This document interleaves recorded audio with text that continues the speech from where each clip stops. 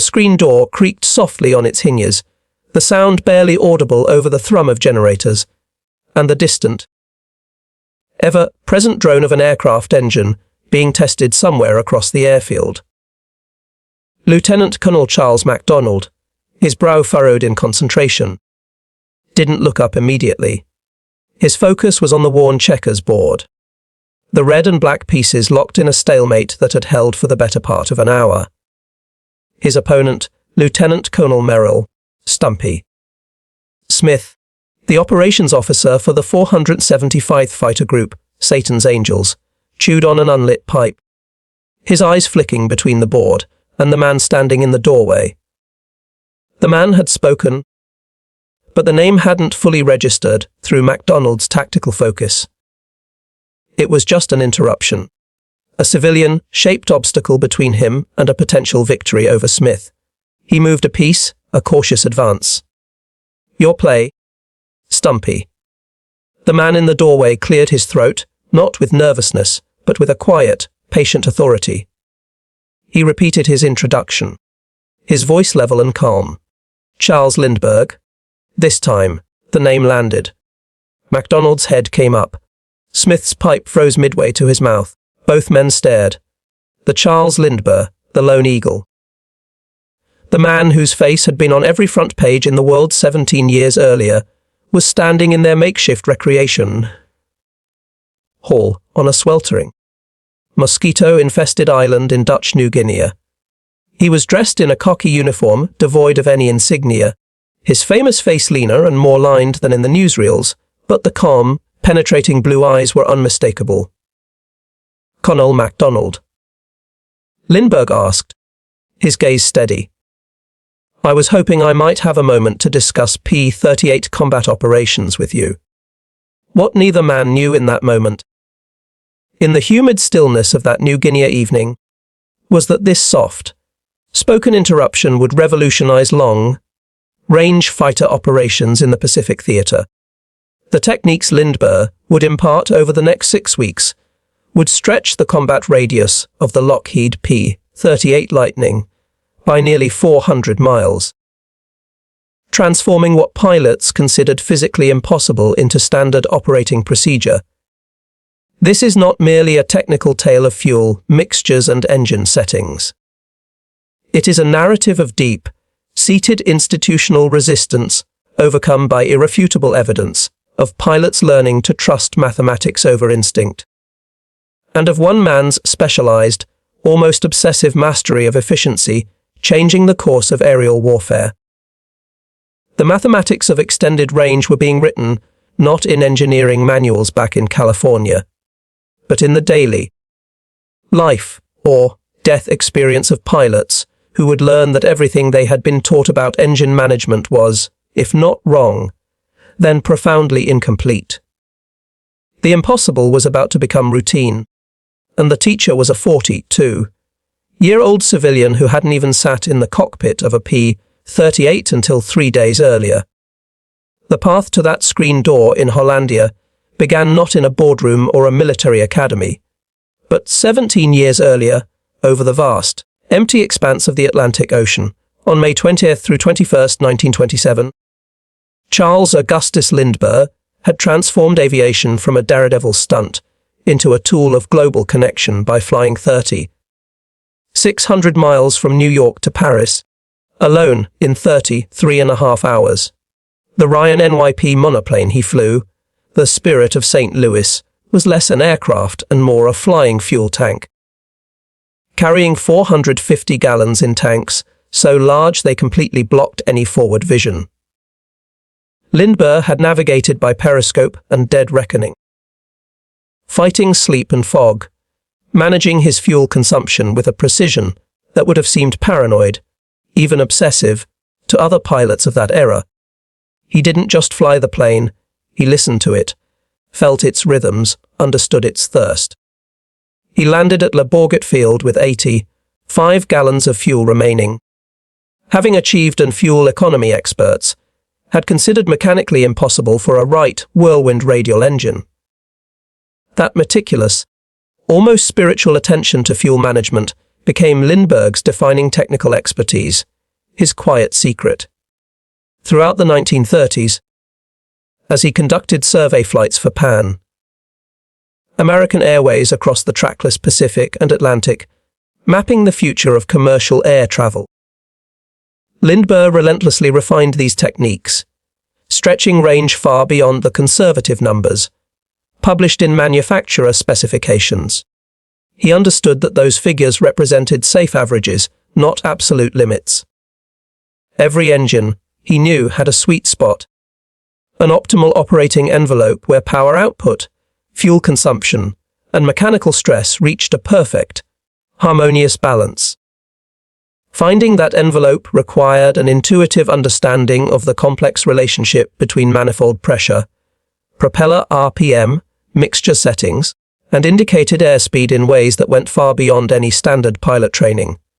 By 1944, Lindbergh was arguably one of the world's foremost experts on long-range flight, a master of the art of efficiency.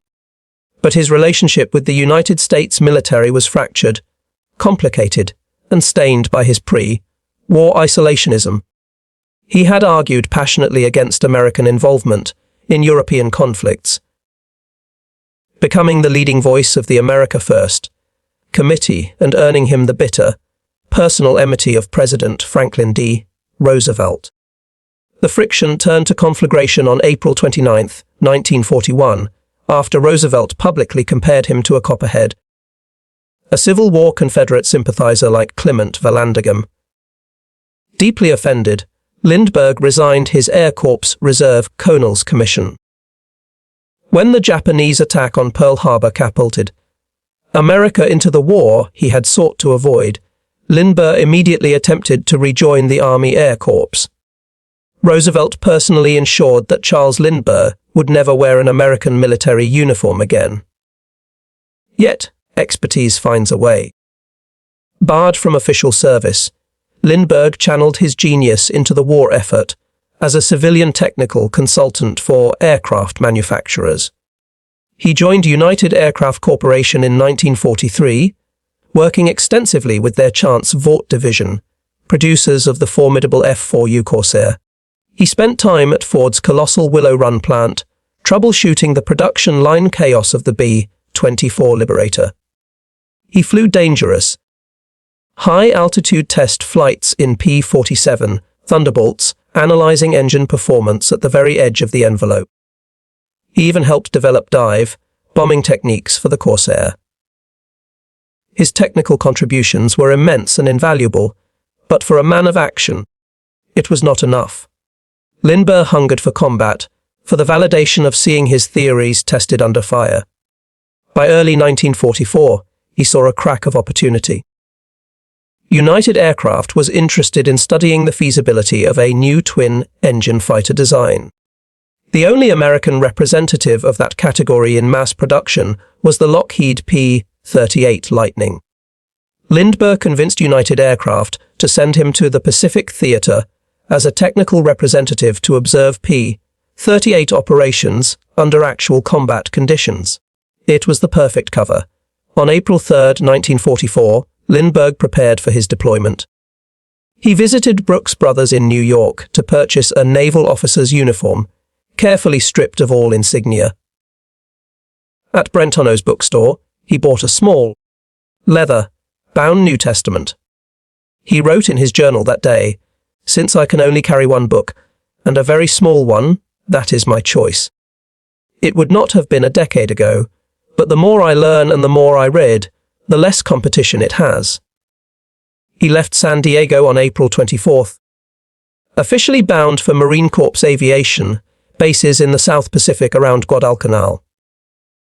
The trip was authorized by the Navy Department, but kept a closely guarded secret from the White House. Neither President Roosevelt nor even Secretary of the Navy Frank Knox knew that the man they had exiled was heading directly into the war zone. What began as a passive observation assignment quickly became something far more active when Marine Corps aviation officers, recognizing the legend in their midst and sensing his practical genius, invited Lindbergh to fly as an observer on combat missions. On May 21, 1944, Lindbergh flew his first combat sortie, a strafing run with Marine Fighting Squadron 222 near the Japanese garrison at Rabaul. The Marines called it observation. In reality, Lindbergh flew with his guns hot, engaging ground targets when the opportunity presented itself. More importantly, he immediately began demonstrating practical expertise that went far beyond theory. Working with Corsair pilots, he showed them how to safely take off with bomb loads double the F-4U's rated capacity. The Marines had been losing aircraft and pilots to overweight takeoff accidents. Lindbergh's careful, analytical approach to power settings, takeoff speeds, and weight distribution dramatically reduced these accidents while simultaneously increasing the squadron's strike capability. Word began to spread like a brush fire through the Pacific theater that the famous aviator was not only flying combat missions as a civilian, but was solving operational problems that had stumped military pilots for months. By mid-June 1944, Lindbergh's focus shifted to the P-38 Lightning. United Aircraft's interest in twin-engine fighters was genuine. But Lindbergh had also heard through the informal pilot network that the 475th Fighter Group, Satan's Angels, was the sharpest, most aggressive Lightning outfit in the Pacific. If he wanted to learn what the P-38 could truly do, that was the place to go. On June 15th, he hitched a flight to Finschhafen, New Guinea. He announced his presence to 5th Air Force headquarters at Nodzab, where he was lunched by Colonel Miriam C. Cooper. On Sunday evening, June 18th, he dined with General Ennis Wetty, Whitehead, discussing the developments in New Guinea and his plans to observe P-38 operations. The authorization was informal, unofficial, and would never have passed muster with the Pentagon's bureaucracy. But in the fluid, pragmatic command structure of the Southwest Pacific Theater, personal connections and demonstrated competence often mattered more than stamped paperwork. On June 20th, Lindbergh spent an hour and 20 minutes getting checked out in a P-38 with the 35th Squadron of the 8th Fighter Group. It was his first time in the distinctive twin-boom fighter. 6 days later, he flew to Hollandia and walked in on Lieutenant Colonel Charles MacDonald's unfinished checkers game. MacDonald was 29 years old and already a 10-victory ace. He commanded the 475th Fighter Group, which had been activated in Australia on May 14, 1943, and had since carved its name into history as one of the highest-scoring P-38 units in the theatre. The group's 3 squadrons, the 431st, 432nd, and 433rd, flew the latest P-38J models with improved intercoolers and additional fuel capacity. These Lightnings were already the longest range fighters in the Pacific, capable of missions that would leave other aircraft foundering at sea. But even with their massive 165-gallon external drop tanks, the P-38's operational radius was strained to its limit. Missions to distant targets left little to no fuel for the violent, fuel-guzzling maneuvers of combat, and pilots frequently returned to base with their fuel gauges dancing on empty, their knuckles white. Several aircraft had been lost, not to enemy fire, but to weather detours that exceeded their calculated fuel capacity. MacDonald had initially dismissed the civilian with a polite brush-off, returning to his game. But when Lindbergh explained that General Hutchinson, the 3rd Air Task Force commander, had sent him to discuss P-38 combat operations, MacDonald's professional interest was piqued. After a brief conversation, MacDonald, sizing up the famous flyer, decided to test his mettle. He asked Lindbergh if he'd like to fly a mission the next day. Lindbergh agreed without hesitation. The mission would launch at dawn. Rather than have him return to headquarters, MacDonald suggested Lindbergh simply stay at the 475th's camp to eliminate transportation problems. As Lindbergh settled into a spare cot in a humid, mosquito-netted tent, word spread through the unit with the speed of a lightning bolt.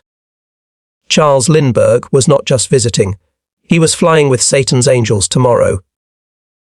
The reaction among the pilots, most of them in their early 20s, was a mixture of awe, curiosity, and deep-seated skepticism. Lieutenant John, Jack, Purdy of the 433rd Squadron, looked forward to meeting the legendary aviator, whose boyhood photo he'd once tacked to his wall. Others were less impressed. Some questioned whether a 42-year-old civilian, famous or not, had the reflexes and stamina to handle the brutal demands of modern air combat. Major Thomas B. Tommy Maguire, already a 15 victory ace and a fiercely competitive pilot who would finish the war as America's second highest-scoring ace with 38 confirmed kills, was openly dubious. He wanted to see what the old guy could actually do when the Zeros showed up. On the morning of June 27, 1944, Lindbergh prepared for his first P-38 combat mission. The weather was poor, rain falling steadily at 05:30 hours, turning the pierced steel planking of the runway into a slick, reflective ribbon. By 10:30, when the flight of 4 aircraft finally took off, the conditions had improved. MacDonald led the element toward Jilvink Bay and Sami Airfield, regular targets for the 475th. Lindbergh flew as Blue 3 on Tommy Maguire's wing. The 4th aircraft was piloted by Merrill Smith. From the moment they formed up, MacDonald watched Lindbergh with a critical eye. The civilian slipped into perfect formation on Maguire's wing, his aircraft positioned with an effortless precision that spoke of thousands of hours in the air. For someone who had checked out in the P-38 only days earlier, his formation flying was flawless, almost instinctive. The mission was a strafing run on an enemy barge spotted in a cove. Diving through scattered but persistent anti-aircraft fire, Lindbergh followed Maguire down, his 4.50 caliber machine guns and single 20mm cannon raking the Japanese vessel. The mission was successful, and all 4 aircraft returned safely to Hollandia. But what the crew chiefs noticed after landing would prove far more significant, in the long run, than the destruction of a single barge.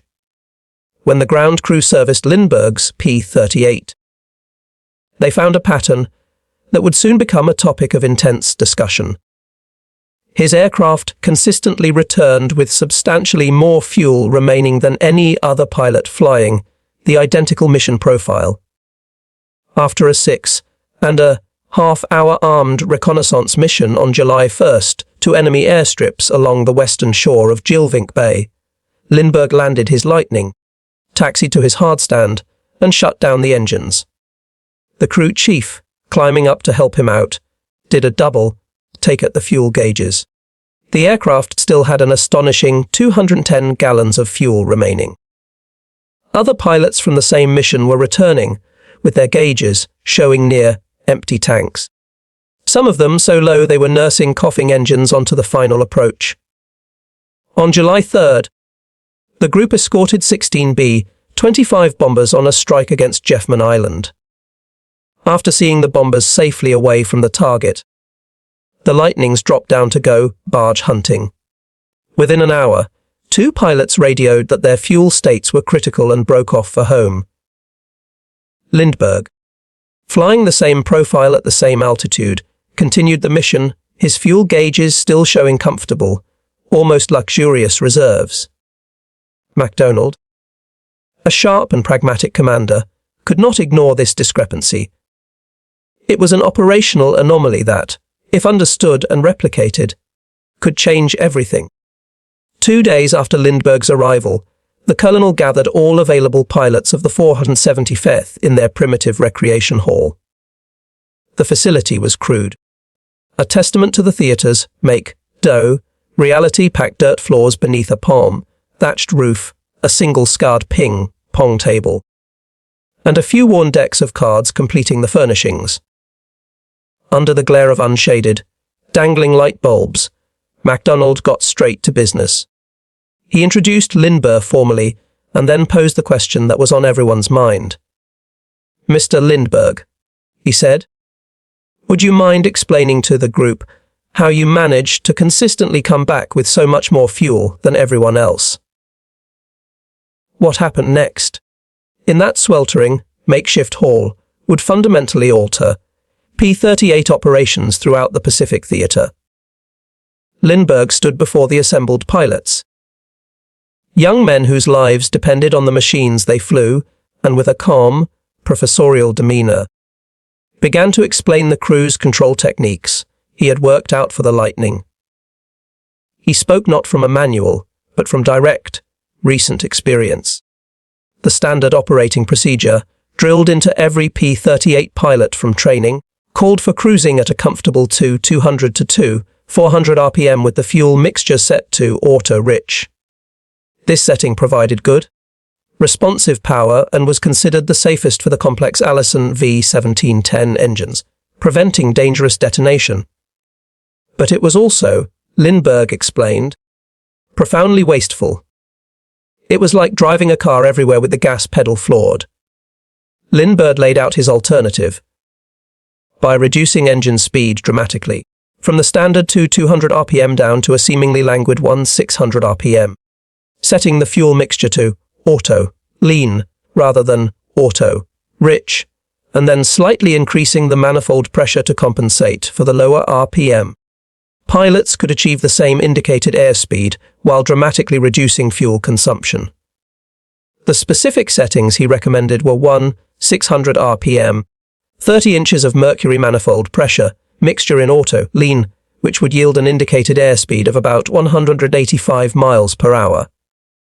These settings, he calculated, reduced fuel consumption to approximately 70 gallons per hour per engine, achieving about 2.6 miles per gallon, a staggering improvement over the standard settings, which could consume well over 100 gallons per hour. The savings, over a 6 or 7 hour mission, were enormous. Lindbergh predicted that with disciplined use of these techniques, the Lightning's combat radius could be stretched by 400 miles, enabling missions of up to 9 hours in duration.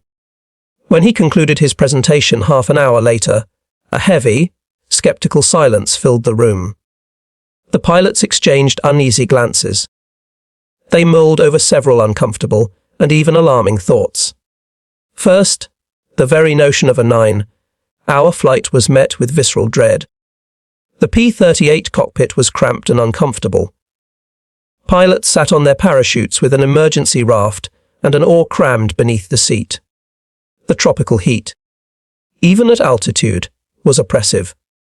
A 7-hour mission was already a test of human endurance, leaving men physically drained and mentally exhausted. 9 hours seemed like a form of torture. More troubling, and far more immediate, was Lindbergh's direct contradiction of their fundamental training. His recommendation to run the engines at low RPM and high manifold pressure was what they had been taught to call square operation. Their instructors had hammered into them a simple, unequivocal rule: manifold pressure should never exceed RPM.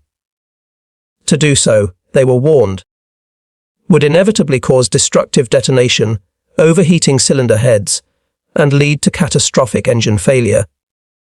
It was an article of faith, a commandment from the engineers who built the engines. And now this civilian was blithely suggesting they should not only operate over square, but do so as a matter of routine. The skepticism in the room was a physical presence. Several pilots shook their heads. One, more vocal than the rest, openly called Lindbergh's technique a good way to blow up a perfectly good engine. The risk seemed insane. Over the vast Pacific, an engine failure wasn't an inconvenience, it was a death sentence. A ditching in shark-infested waters or, worse, capture by the Japanese.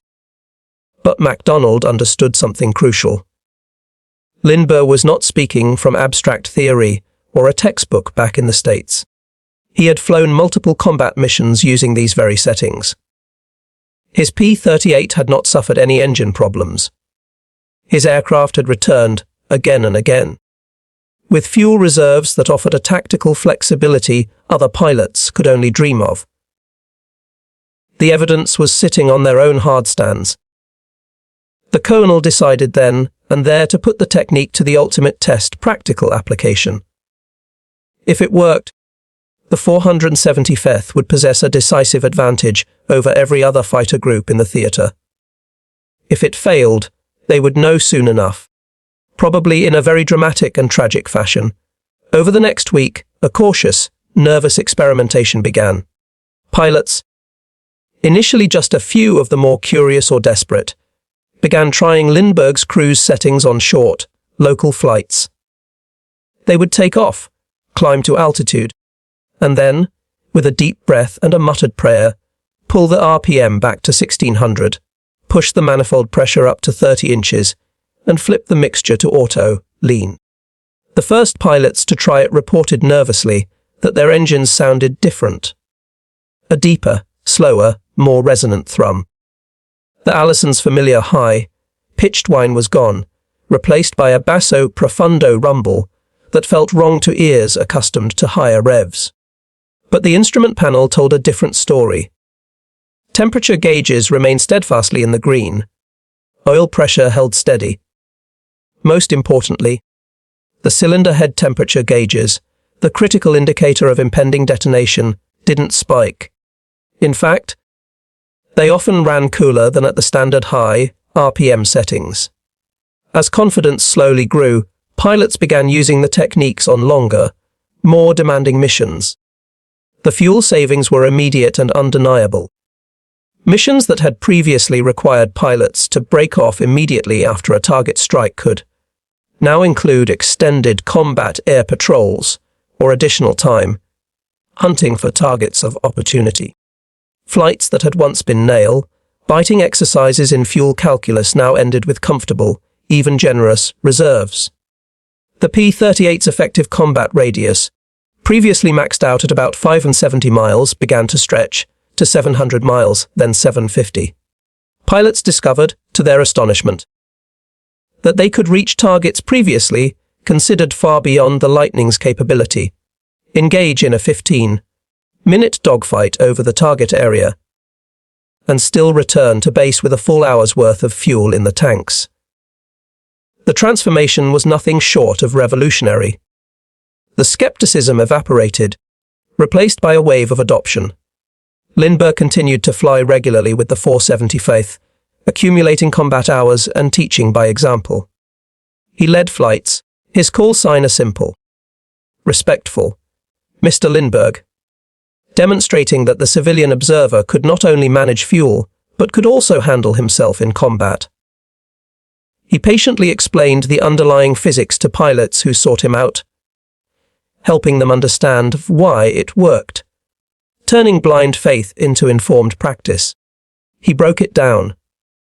Aircraft engines produce power by burning fuel to create pressure that drives the pistons. The amount of fuel burned per unit of time determines consumption. The goal of efficient cruise is to maximize the power extracted from each gallon of fuel.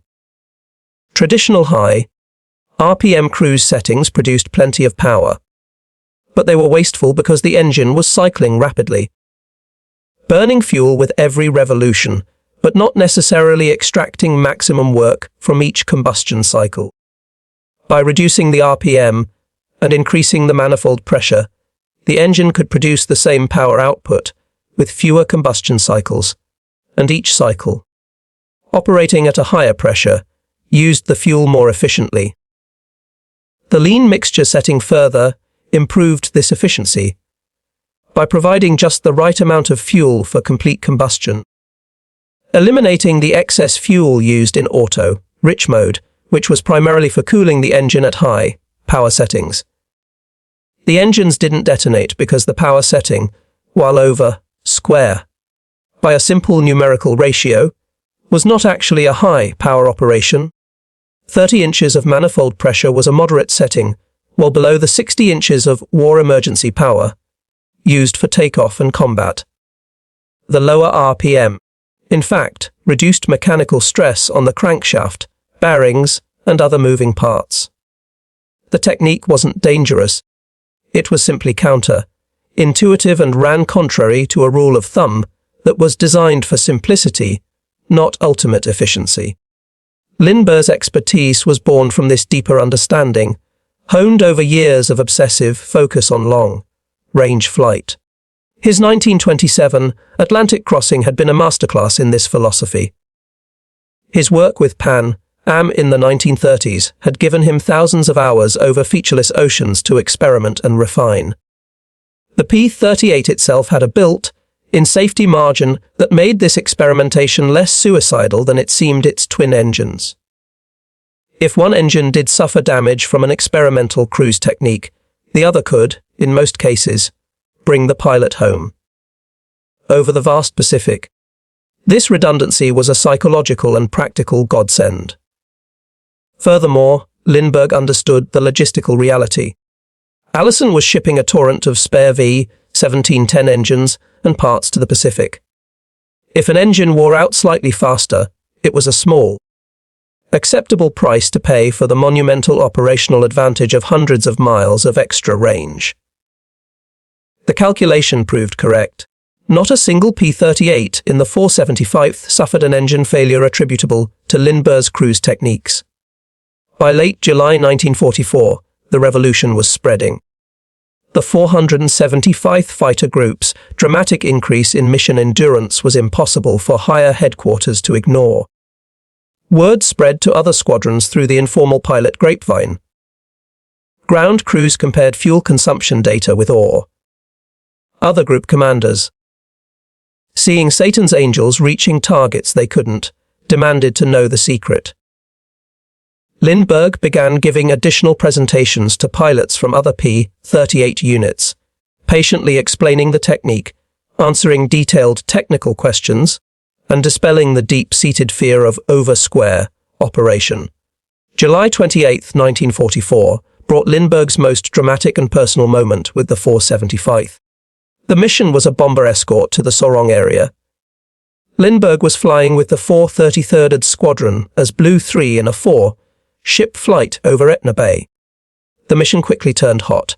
Blue Flight encountered enemy aircraft, two Mitsubishi Ki-51 Sonia light bombers, belonging to the 73rd Independent Flying Chutai, returning from a search for a missing comrade. One was piloted by the unit's commanding officer, Captain Saburo Shimada, the other by Sergeant Yokoji. The American fighters pounced. The Sonias were slow, unmaneuverable, and utterly outclassed. They should have been easy kills. But Captain Shimada was a seasoned and tenacious pilot. The engagement devolved into a frustrating, running battle. P-38s from the 9th Fighter Squadron had found the Sonias first and were already engaged when McDonald's flight arrived. Shimada's wingman, Sergeant Yokogi, was hit by cannon fire from Lieutenant Wade Lewis. The Sonia's left wing erupted in flames. As the stricken aircraft straightened out in a desperate attempt to flee, Lieutenant J.C. Haslip slipped behind it and fired a long, sustained burst.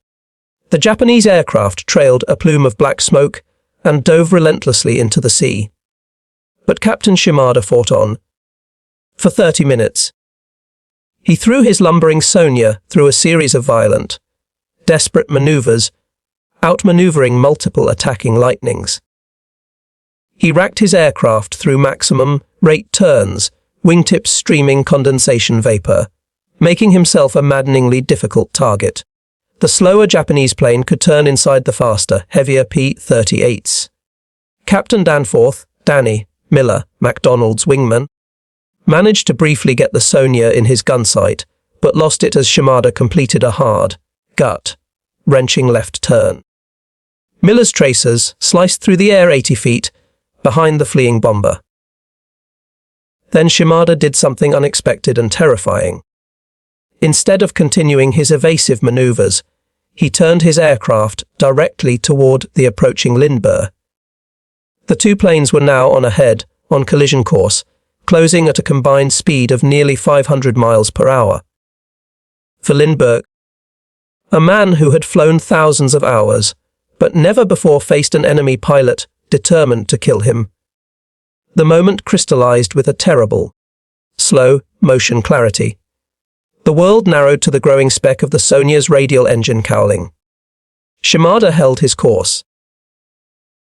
Whether he was attempting a ramming attack of Tayatari, or simply hoping to trade fire in a deadly game of chicken, the Japanese captain was fully committed. Lindbergh's combat training, still fresh, took over. He instinctively centered the Sonya's engine in his reflector sight and pressed the trigger on his control yoke. The P-38's concentrated armament, a 20mm cannon and 4.50 caliber machine guns all mounted in the nose, erupted in a 6-second long torrent of fire. Tracers and high explosive shells slammed into the front of the Sonya. The Mitsubishi's propeller visibly shuddered and slowed. Thick, black smoke began pouring from the engine, but Shimada held his course, a ghost ship driving forward. At the very last possible second, Lindbergh hauled back on his yoke, his P-38 clawing upward, missing the damaged Sonya by what felt like mere feet. He glanced back to see Shimada's aircraft, mortally wounded, enter a steep, uncontrolled dive. Other P-38s poured additional fire into the stricken plane. The Sonya continued its death plunge, trailing a funeral shroud of smoke until it hit the ocean at high speed. A geyser of white water marked the impact. For a moment, foam spread in concentric circles on the surface, and then the waves merged back into the timeless sea. The surface was as it had been before. Captain Sabaru Shimada and his observer were gone. Back at the base, during the post-mission debrief, the kill credit was discussed. It had been a joint engagement. MacDonald, Miller, and Lindbergh had all scored hits. But it was universally acknowledged that Lindbergh's head-on burst had been the decisive blow, the one that shattered the engine and sealed the Sonya's fate.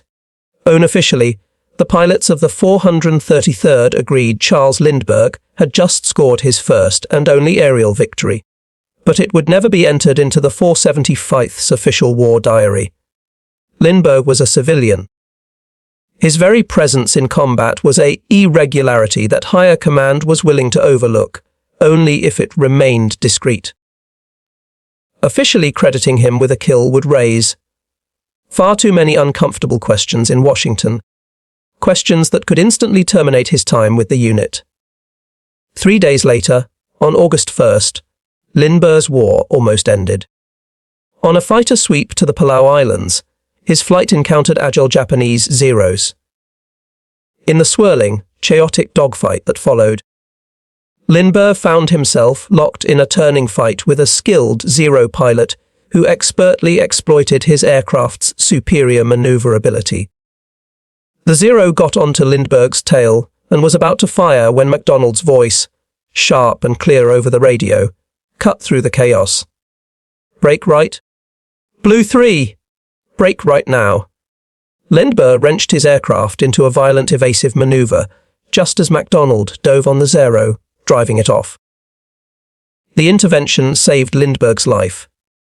The close call was a stark reminder of his mortality and the razor's edge on which he was operating. For 5th Air Force Headquarters, this was the final straw. Lindbergh had proven his techniques worked beyond any doubt.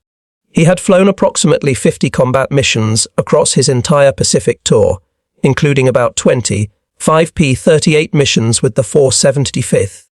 He had shot down an enemy aircraft. He had nearly been shot down himself. The risk-reward calculus had shifted. He was too valuable as a technical asset to be lost in a dogfight. It was time to send him home before his luck ran out. On August 12, 1944, Charles Lindbergh left Hollandia to return to the United States. The pilots of the 4th and 75th Fighter Group gathered to see him off. There were no grand speeches or formal ceremonies, but the respect in their handshakes and the looks in their eyes was genuine and deeply felt. He had not come to them as a celebrity seeking glory or a politician seeking redemption. He had come as a technician, a teacher, and a comrade.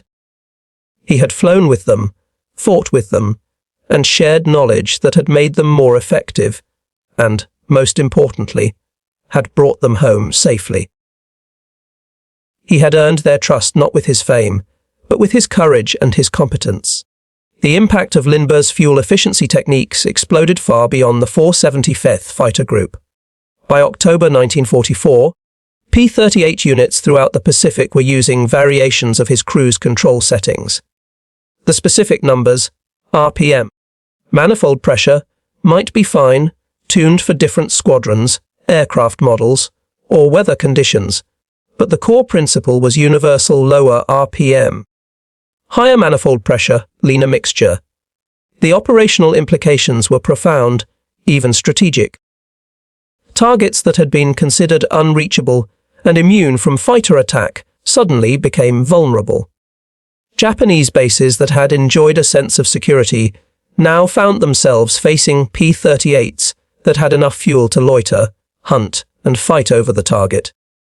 The extended range allowed fighters to provide crucial escort for bombers on missions that had previously been deemed too risky or flown without protection. Long-range fighter sweeps could now penetrate deep into the heart of Japanese-held territory, disrupting supply lines and shattering morale. The P-38 groups based in Dutch New Guinea were soon routinely flying 950-mile round trips, engaging in combat for 15 minutes, and returning to base with fuel to spare. Such missions would have been considered suicidal fantasies just months before. This range extension directly supported General Douglas MacArthur's island, hopping advance toward the Philippines. Airfields that could not have been supported by existing fighter ranges suddenly became viable forward operating bases. Invasion timetables that had required painstakingly capturing islands to build closer airstrips could be accelerated. The strategic impact was measured not just in miles on a map, but in weeks and months saved, and in countless American lives preserved. The technique was, at its heart, a lifesaver. Pilots who had once returned to base with their fuel gauges hovering on E now had a comfortable reserve for emergencies. A missed approach, bad weather, a navigational error, or combat damage. The margin of safety it provided directly reduced operational losses from non-combat causes. This proved especially critical during the liberation of the Philippines in late 1944. When MacArthur's forces stormed ashore late in October, P-38s, flying from bases in New Guinea and Morotai, were able to provide effective fighter cover over distances that would have been impossible just a few months earlier. The difference between arriving over the beachhead with 30 minutes of fuel and arriving with an hour's worth was the difference between a token presence and decisive air superiority. The adoption was not without its holdouts. Some conservative commanders, wedded to the manuals, initially resisted. A few pilots, their caution born of harrowing past experiences with engine trouble, remained skeptical. Some maintenance officers worried about long-term engine wear. But the evidence, written in the hard data of fuel logs, and the successful completion of previously impossible missions, was overwhelming and undeniable. Units that adopted Lindbergh's techniques reported no corresponding increase in engine failures. The data didn't lie. By late 1944, his cruise control technique was being formally incorporated into official P-38 operating procedures. What had begun as a civilian's heresy had become standard doctrine. The U.S. Army Air Forces published updated cruise control charts. Pilot training materials were quietly revised to include the principles of proper, lean, off-peak, mixture operation. The broader story of Lindbergh's Pacific service is one of complex personal redemption. His pre-war isolationism had made him a pariah in the eyes of the political establishment. His comments about the strength of Nazi Germany's Luftwaffe had led to accusations of sympathy. His public feud with Roosevelt had left him an outsider in his own country's greatest struggle. But in the Pacific, far from the political battles of Washington, Lindbergh found a form of absolution through sheer, undeniable technical competence. The Marine and Army Air Force pilots who flew beside him judged him not on his past political statements, but on his skill in the cockpit and his courage under fire. Major Richard Dick Bong, America's ace of aces with 40 victories, summed up the prevailing sentiment when he told a United Press reporter, "A's as hot a pilot as any of us. He would have been out there knocking off Japs every day if General Kenny had let him." Coming from a warrior of Bong's stature, this was a validation that no political rehabilitation could ever match. Lindbergh had proven himself where it mattered most in the arena of combat. After returning to the United States in mid-August 1944, Lindbergh continued his technical contributions. In October, he participated in a joint Army-Navy conference on fighter aircraft performance at Naval Air Station Patuxent River, Maryland. He flew and evaluated captured Japanese aircraft like the Zero, providing invaluable insights into enemy capabilities and limitations. He continued consulting for United Aircraft and other manufacturers, solving problems that were reported back from the front lines. The technical specifications of his achievement underscore its magnitude. The P-38 Lightning had an internal fuel capacity of 410 gallons in its standard tanks. With external drop tanks, total capacity could exceed 1,000 gallons. At standard cruise settings of 200 RPM and auto-rich mixture, fuel consumption was significantly higher than the 70 gallons per hour per engine Lindbergh achieved. His technique increased the combat radius from approximately 570 miles to over 750 miles with the same reserves, a 31% improvement. For maximum range ferry or reconnaissance missions, using additional drop tanks and his cruise techniques, flights approaching 9 hours and covering well over 1,000 miles became feasible. This transformed the strategic calculus of the Pacific War, allowing for bolder, more aggressive operational planning and enabling the bypassing of heavily fortified islands that would have required bloody, costly assaults. The human element of Lindbergh's achievement cannot be overstated. He was 42 years old, flying combat missions against enemy pilots often half his age. The physical toll of high-G maneuvers, the intense stress of combat, the profound discomfort of marathon flights in a cramped, noisy, vibrating cockpit, all of these were immense. Yet he never asked for, nor received, any special treatment. He flew the same missions, faced the same dangers, and adhered to the same routines as the young lieutenants and captains of the 475th. His willingness to personally demonstrate his techniques, to put his own life on the line, to prove their efficacy, was the single most important factor in their acceptance.